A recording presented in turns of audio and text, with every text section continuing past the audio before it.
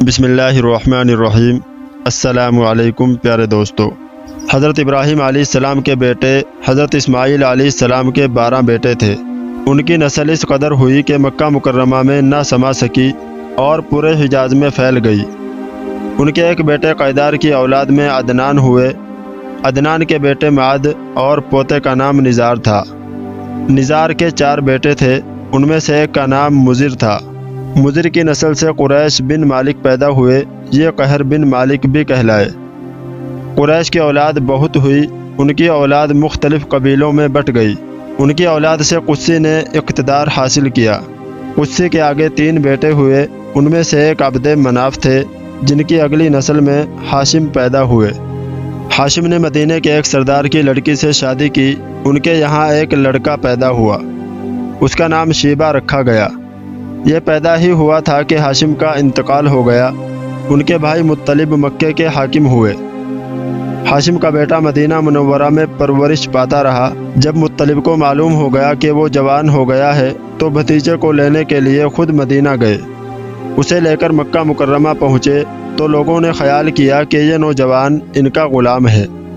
مطلب نے لوگوں کو بتایا یہ ہاشم کا بیٹا اور میرا بھتیجا ہے۔ اس کے باوجود لوگوں نے اسے مطلب کا غلام ہی کہنا شروع کر دیا۔ اس طرح شیبہ کو عبد المطلب کہا جانے لگا۔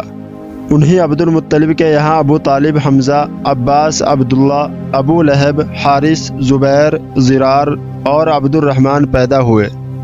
ان کے بیٹے عبداللہ سے ہمارے نبی حضرت محمد صلی اللہ علیہ وسلم پیدا ہوئے۔ عبد المطلب کے تمام بیٹوں میں حضرت عبداللہ سب سے زیادہ خوبصورت اور سب سے زیادہ پاک دامن تھے۔ عبد المطلب کو خواب میں زمزم کا کنواں کھودنے کا حکم دیا گیا، یعنی حضرت اسماعیل علیہ السلام کے کنویں کو۔ اس کنویں کو قبیلہ جرہم کے سردار مزاز نے پاٹ دیا تھا۔ قبیلہ جرہم کے لوگ اس زمانے میں مکے کے سردار تھے، بیت اللہ کے نگراں تھے۔ انہوں نے بیت اللہ کی بے حرمتی شروع کر دی۔ ان کا سردار مزاز بن عمرو تھا، وہ اچھا آدمی تھا۔ اس نے اپنے قبیلے کو سمجھایا کہ بیت اللہ کی بے حرمتی نہ کرو، مگر ان پر اثر نہ ہوا۔ جب مزاج نے دیکھا کہ ان پر کوئی اثر نہیں ہوتا تو قوم کو اس کے حال پر چھوڑ کر وہاں سے جانے کا فیصلہ کیا۔ اس نے تمام مال و دولت، تلواریں اور زرہ وغیرہ خانہ کعبہ سے نکال کر زمزم کے کنویں میں ڈال دی اور مٹی سے اس کو پاٹ دیا۔ کنواں اس سے پہلے ہی خشک ہو چکا تھا، اب اس کا نام و نشان مٹ گیا۔ مدتوں یہ کنواں بند پڑا رہا۔ اس کے بعد بنو خزاعہ نے بنو جرہم کو وہاں سے مار بھگایا۔ بنو خزاعہ اور قصی کی سرداری کا زمانہ اسی حالت میں گزرا۔ کنواں بند رہا یہاں تک کہ قصی کے بعد عبد المطلب کا زمانہ آ گیا۔ انہوں نے خواب دیکھا، خواب میں انہیں زمزم کے کنویں کی جگہ دکھائی گئی اور اس کے کھودنے کا حکم دیا گیا۔ حضرت علی رضی اللہ عنہ سے روایت ہے کہ عبد المطلب نے بتایا، میں حجر اسود کے مقام میں سو رہا تھا کہ میرے پاس ایک آنے والا آیا۔ اس نے مجھ سے کہا طیبہ کو کھودو۔ میں نے اس سے پوچھا طیبہ کیا ہے، مگر وہ کچھ بتائے بغیر چلا گیا۔ دوسری طرف رات پھر خواب میں وہی شخص آیا، کہنے لگا برہ کو کھودو۔ میں نے پوچھا برہ کیا ہے، وہ کچھ بتائے بغیر چلا گیا۔ تیسری رات میں اپنے بستر پر سو رہا تھا کہ پھر وہ شخص خواب میں آیا، اس نے کہا مظنونہ کھودو۔ میں نے پوچھا مظنونہ کیا ہے، وہ بتائے بغیر چلا گیا۔ اس سے اگلی رات میں پھر بستر پر سو رہا تھا کہ وہی شخص پھر آیا اور بولا زمزم کھودو۔ میں نے اس سے پوچھا زمزم کیا ہے، اس بار اس نے کہا زمزم وہ ہے جس کا پانی کبھی ختم نہیں ہوتا، جو حاجیوں کے بڑے بڑے مجموعوں کو سیراب کرتا ہے۔ عبد المطلب کہتے ہیں میں نے اس سے پوچھا یہ کنواں کس جگہ ہے، اس نے بتایا جہاں گندگی اور خون پڑا ہوا ہے اور کوا ٹھونگے مار رہا ہے۔ دوسرے دن عبد المطلب اپنے بیٹے حارث کے ساتھ وہاں گئے۔ اس وقت ان کے یہاں یہی ایک لڑکا تھا۔ انہوں نے دیکھا وہاں گندگی اور خون پڑا تھا اور ایک کوا ٹھونگے مار رہا تھا۔ اس جگہ کے دونوں طرف بت موجود تھے اور یہ گندگی اور خون دراصل ان بتوں پر قربان کیے جانے والے جانوروں کا تھا۔ پوری نشانی مل گئی تو عبد المطلب کدال لے آئے اور کھدائی کے لیے تیار ہو گئے، لیکن اس وقت قریش وہاں آ پہنچے۔ انہوں نے کہا اللہ کی قسم ہم تمہیں یہاں کھدائی نہیں کرنے دیں گے، تم ہمارے ان دونوں بتوں کے درمیان کنواں کھودنا چاہتے ہو جہاں ہم ان کے لیے قربانیاں کرتے ہیں۔ عبد المطلب نے ان کی بات سن کر اپنے بیٹے حارث سے کہا तुम इन लोगों को मेरे करीब न आने दो, मैं खुदाई का काम करता रहूँगा, इसलिए कि मुझे जिस काम का हुक्म दिया गया है मैं उसको ज़रूर पूरा करूँगा। कुरैश ने जब देखा कि वो बाज आने वाले नहीं हैं तो वो रुक गए। आखिर उन्होंने खुदाई शुरू कर दी। जल्द ही कुएं के आसार नज़र आने लगे।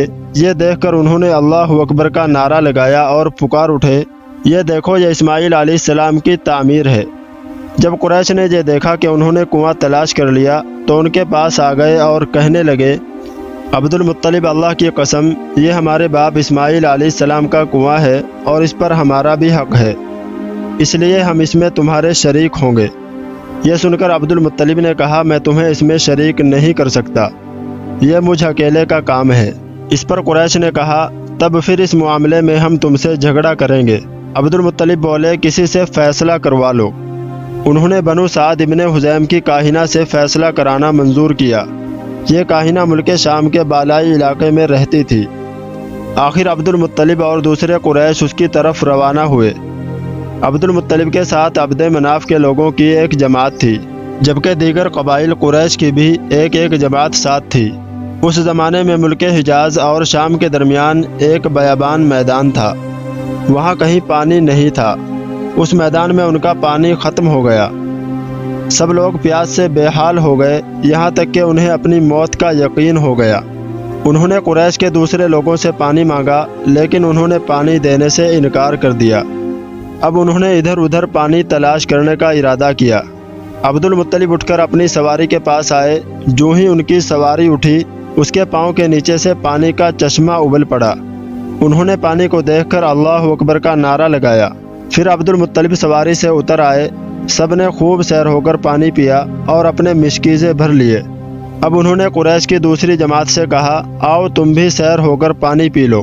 अब वो भी आगे आए और खूब पानी पिया। पानी पीने के बाद वो बोले, अल्लाह की कसम, ऐ अब्दुल मुत्तलिब, ये तो तुम्हारे हक़ में फ़ैसला हो गया।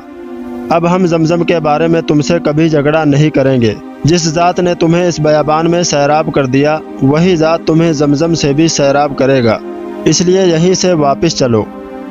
इस तरह कुरैश ने जान लिया कि अल्लाह ताला अब्दुल मुत्तलिब पर मेहरबान है, लिहाजा उनसे झगड़ा बेसूद है और काहिना के पास जाने का कोई फ़ायदा नहीं। चुनाचे सब लोग वापस लौटे। वापस आकर अब्दुल मुत्तलिब ने फिर कुएं की खुदाई शुरू की। अभी थोड़ी सी खुदाई की होगी कि मालो दौलत, तलवारें और जीरें निकल आई। इसमें सोना और चांदी वगैरह भी था। ये मालो दौलत देखकर कुरैश के लोगों को लालच ने आ घेरा। उन्होंने अब्दुल मुत्तलिब से कहा, अब्दुल मुत्तलिब, इसमें हमारा भी हिस्सा है। उनकी बात सुनकर अब्दुल मुत्तलिब ने कहा, नहीं, इसमें तुम्हारा कोई हिस्सा नहीं, तुम्हें इंसाफ का तरीक़ा इख्तियार करना चाहिए। आओ 500 के तीरों से कुरा डालें। उन्होंने ऐसा करना मंजूर कर लिया। 2 तीर काबे के नाम से रखे गए, 2 अब्दुल मुत्तलिब के और 2 कुरैश के बाकी लोगों के नाम के। पासा फेंका गया तो माल और दौलत काबे के नाम निकला। तलवारें और जीरें अब्दुल मुत्तलिब के नाम और कुरैशियों के नाम के जो तीर थे वो किसी चीज़ पर ना निकले।